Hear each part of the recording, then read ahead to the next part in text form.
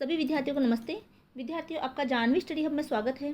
तो इस वीडियो के अंतर्गत हम Rajasthan state open school class 12 के अंतर्गत जो राजनीतिक विज्ञान विषय है, इस विषय के प्रश्न पत्र के पैटर्न पर हम चर्चा करेंगे और प्रश्न पत्र में जो भी क्वेश्चन दिए गए उनके आंसर पर भी हम चर्चा करेंगे।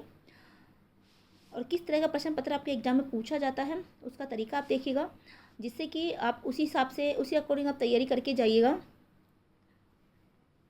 देखिए, आगे बढ़ने से पहले आपसे गुजारिश है कि जिन्होंने हमारे चैनल को सब्सक्राइब नहीं कर रखा है तो प्लीज़ उसे सब्सक्राइब कीजिए। और जो भी स्टूडेंट है राजस्थान स्टेट ओपन बोर्ड से पढ़ने वाले हैं, जो भी आपके संपर्क में है, उनको आप ज़रूर ये शेयर कीजिएगा ताकि उनको भी जो लाभ प्राप्त हो सके। देखिए, ये जो प्रश्न पत्र है आपके, उसके अंदर 26 प्रश्न पूछे जाते हैं और ये प्रश्न पत्र 2 खंडों में विभाजित होता है, खंड अ और खंड ब। ठीक है, तो इस तरह से प्रश्न पत्र दे रखा है। तो इनके कुछ क्वेश्चनों के आंसर भी मैं आपको बताऊंगी। ये देखिए, ये जो प्रश्न पत्र है वो 3 घंटे का होगा और टोटल इसमें 100 अंकों का होगा, यानी कि 3 घंटे और 100 अंक। तो 3 घंटे के अंदर ही आपको जो है क्वेश्चन कंप्लीट करने होते हैं। तो लिखा हुआ भी है, देखिए निर्देश भी दे रखे हैं कि इस प्रश्न पत्र में 2 खंड, खंड अ और खंड ब है। खंड अ में सभी प्रश्नों को हल करना है। खंड ब में 2 विकल्प दिए हुए होंगे, यानी खंड ब के अंदर ऑप्शन 1 और ऑप्शन 2 दिए हुए होंगे। उनमें से किसी एक ऑप्शन को आपको करना है जो आपको अच्छे से आता हो। परीक्षार्थी को केवल एक विकल्प के ही प्रश्नों के उत्तर देने हैं। प्रत्येक प्रश्न के अंक सामने अंकित है। चलो अब देखते हैं। देखिए, अब यहाँ से आपकी सेक्शन ए यानी कि खंड अ स्टार्ट होता है। देखिए, गांधी जी की राम राज्य की अवधारणा क्या है। तो आपके जो इसमें क्वेश्चन है वो हिंदी मीडियम और इंग्लिश मीडियम दोनों में ही पूछे जाएंगे। तो जो स्टूडेंट हिंदी मीडियम के है वो उनको आंसर हिंदी मीडियम में देना है, और जो स्टूडेंट इंग्लिश मीडियम के है वो आंसर इंग्लिश मीडियम में देंगे। और सामने ही प्रश्नों के जो है इस प्रश्न का कितना अंक है वो भी लिखा हुआ है। तो इस तरह से अंक भी सामने लिखे हुए होगी। तो देखिए, गांधी जी की राम राज्य की अवधारणा क्या है। तो अगर हम गांधी जी की राम राज्य की अवधारणा का अगर हम चर्चा करें, उसके बारे में जाने, तो ये है कि गांधी जी ने है वो एक आदर्श राज्य की कल्पना की थी। ठीक है, जिसमें न्याय, सत्य, अहिंसा, स्वराज और आर्थिक आत्मनिर्भरता और धार्मिक सौहार्द पर वो आधारित हो। यानी ऐसे राज्य की स्थापना की उन्होंने कल्पना की कि ऐसा राज्य हो, ऐसा राम राज्य हो जिसमें सभी के साथ न्याय हो, सत्यता हो, अहिंसा हो, कोई मारकाट ना हो, स्वराज्य हो या अपना ही राज्य हो। ठीक है, आर्थिक आत्मनिर्भरता हो, सभी लोगों को रोजगार मिले, वो आर्थिक रूप से आत्मनिर्भर हो। ठीक है, धार्मिक यानी सभी धर्मों के बीच में आपस में प्रेम भावना हो।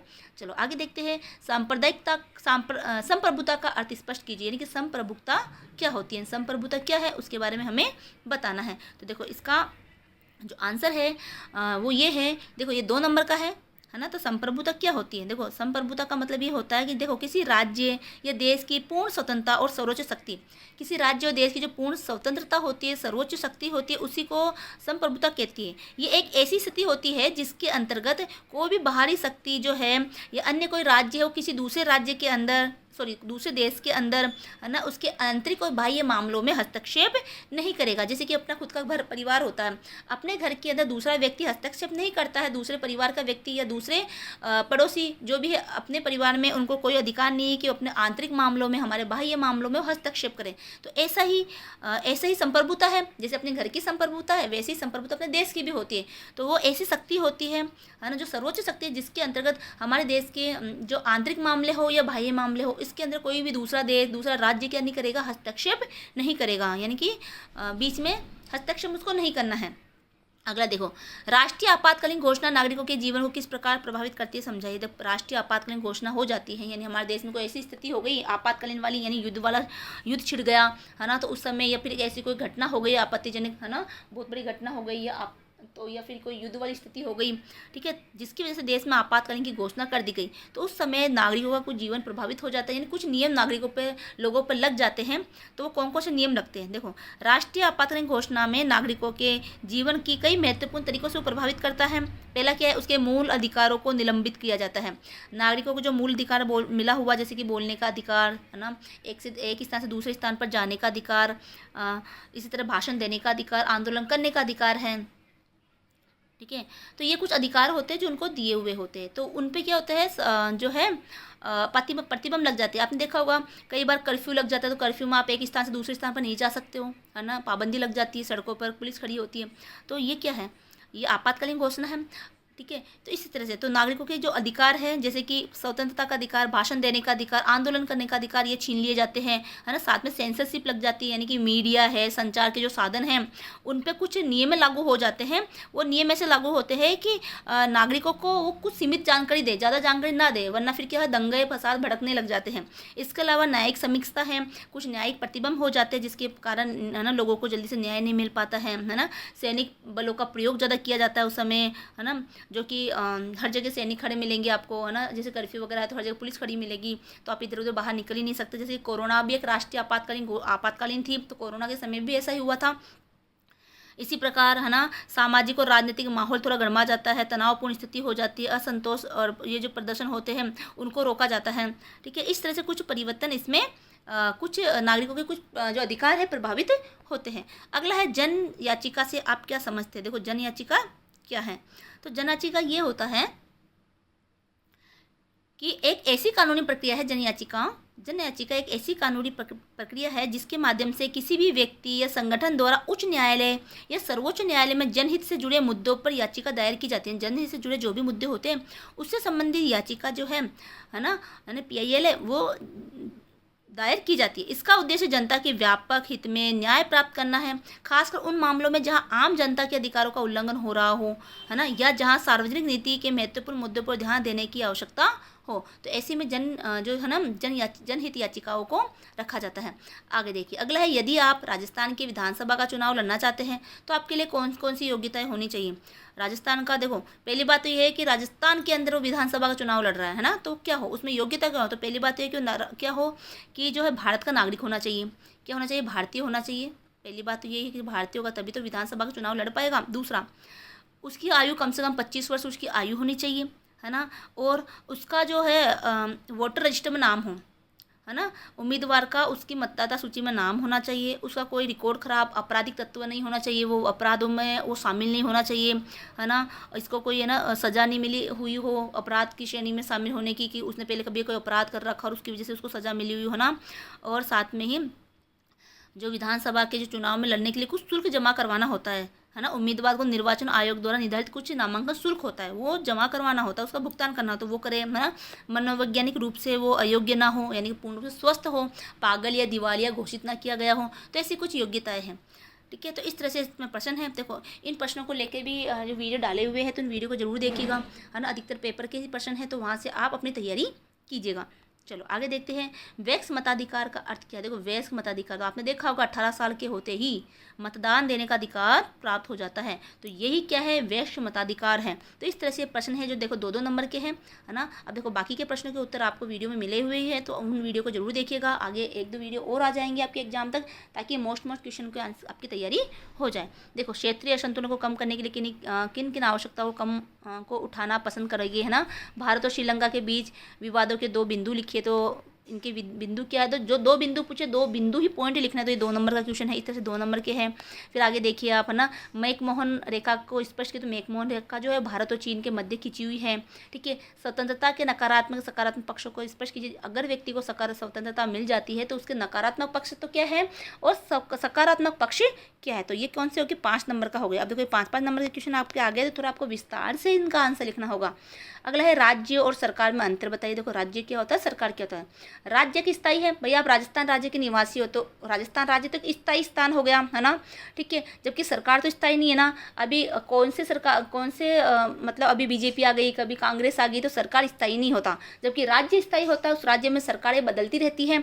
इसी प्रकार राज्य जो मूर्त है, राज्य हमें दिखाई देता है कि भैया ये राज्य है ना। आप किसी बॉर्डर में प्रवेश करिए तो हाँ, ये यहाँ से इस राज्य की सीमा शुरू हो गई, ये वो राज्य है।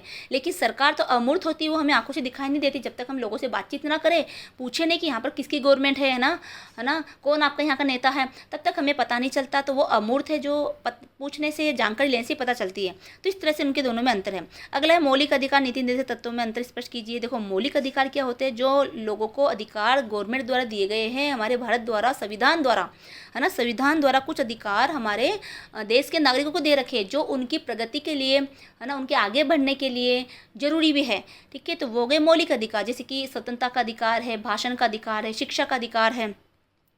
एक स्थान से दूसरे स्थान पे आने जाने का अधिकार है ना, ये कुछ अधिकार है जो भारतीयों को दे रखे हैं।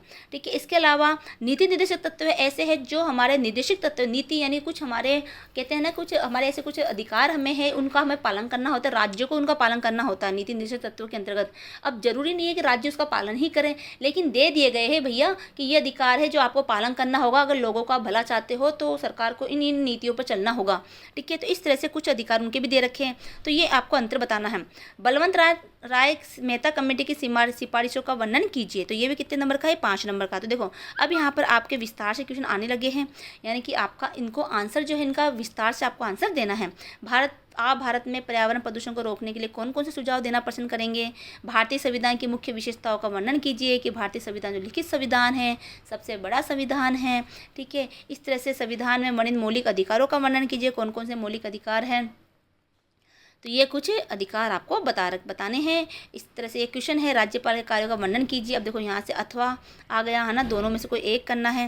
तो इसी प्रकार से यहाँ पर भी है। तो अगर आपके अथवा में एक ही क्वेश्चन में 2 क्वेश्चन आते हैं, जो आपको अच्छे से आते हैं उन क्वेश्चनों का आंसर आप दीजिएगा। आगे देखिए, अब इस तरह से आपके, अब देखो यहाँ आ गए सेक्शन बी।